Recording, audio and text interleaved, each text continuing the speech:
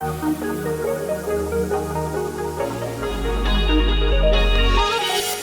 y'all, meteorologist Érica López. Happy Monday as you start your work week. It's been a pretty active one all across the northern tier of the U.S. where some of you guys have seen snowfall amounts in these regions. So let's take you to that first video, and this one comes to us from Erie, Pennsylvania. This is on I-90 East specifically.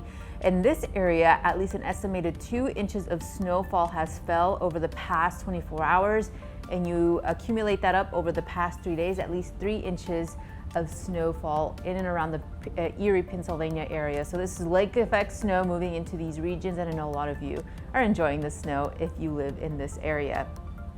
Now the second video, this is Nanook's first dusting of snow, and this is from Bergen County, New Jersey.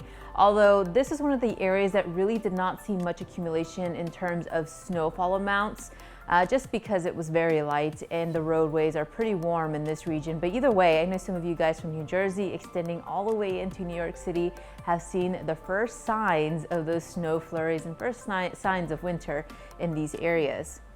Now this last video, this takes us all the way to the West Coast in the San Francisco Bay Area, and this is one region where they really haven't seen much activity, at least in terms of snowfall or rain amounts. They definitely need it in this area, but the high temperature yesterday afternoon was in the mid-60s and completely clear skies.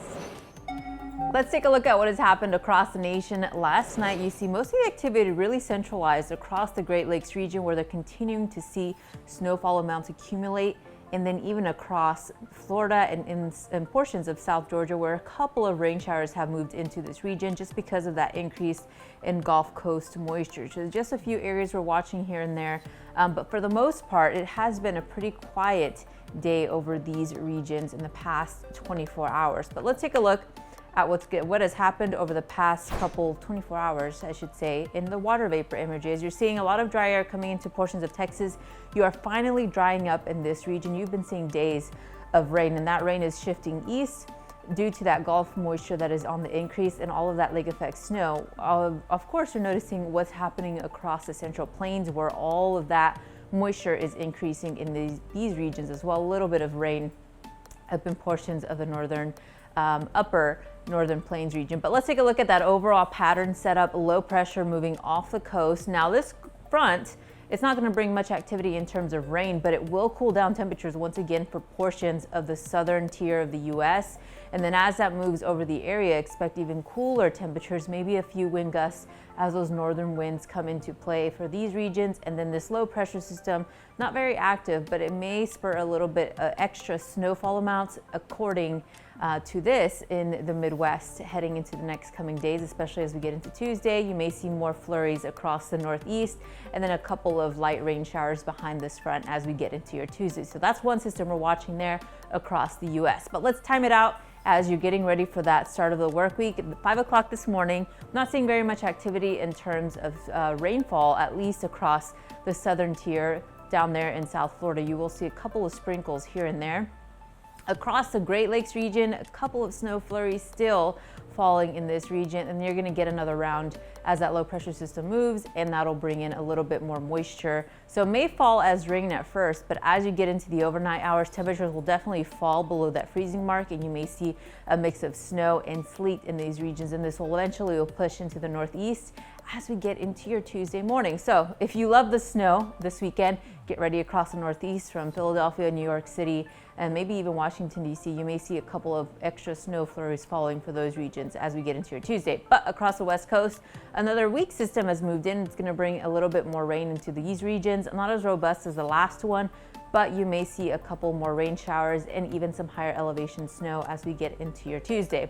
But in terms of rainfall amounts, you're not going to see very much across the eastern tier of the country, maybe 1 to 3 inches of rainfall, and even less than that in some locations. Across the West Coast, really across northern Washington state and into Canada, you may see 5 to 7 inches of rain, and most areas will get at least 3 inches of rain. But here's a zoomed in look of what that potential snowfall totals heading into your Tuesday evening. And you're seeing an additional 2 inches of snow possible in Lansing, Michigan, Detroit, maybe up to an inch additional in Green Bay, Wisconsin. You're going to be one of the areas that's going to pick up a lot of snow from this next system. 2 inches, maybe up to 3 inches of extra snowfall falling in these regions. Other areas across the Northeast, Boston, New York City, Philadelphia, you're not going to see anything, but you may see a few flurries. And here's the current depth so far today. And you're seeing some of our highest depth, especially across the Great Lakes region bordering that New York and Pennsylvania area. Those purple areas, 12 to 18 inches of snowfall. And this is due to that lake effect snow.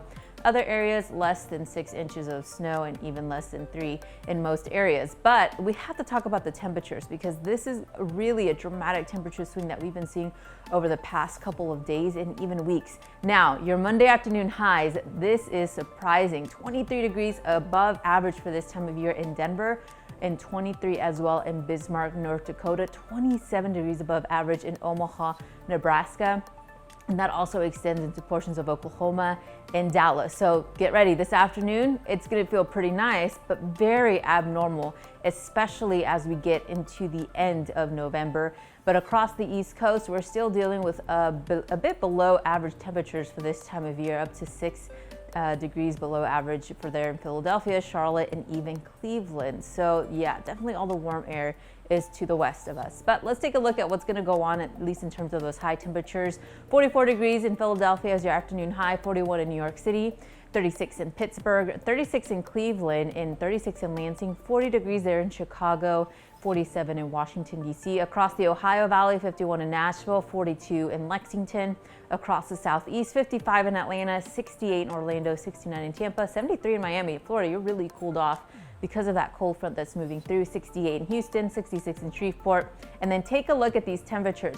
70-degree temperature marks there in Oklahoma City, Dallas. This goes all the way into Austin. Austin, you were just in the 50s a couple of days ago, so this has really warmed up pretty quickly. 73 in Wichita and 71 there in Denver, so above average temperatures in this area. Across the Pacific, or I should say the Southwest, 74 in Los Angeles, 73 in San Diego, 65 in San Francisco, and then across the Pacific Northwest, 56 in Seattle, 59 in Billings, 59 in Rapid City, 64 there in North Platte, 50 in Minneapolis, and 71 degrees there in Lincoln, Nebraska. So we'll keep tracking these temperatures as we're going to see even above average temperatures continue for the rest of the week. And make sure if you like this content, like us on both YouTube and Facebook, and follow us all across our social media pages. I hope you have a great rest of your Monday.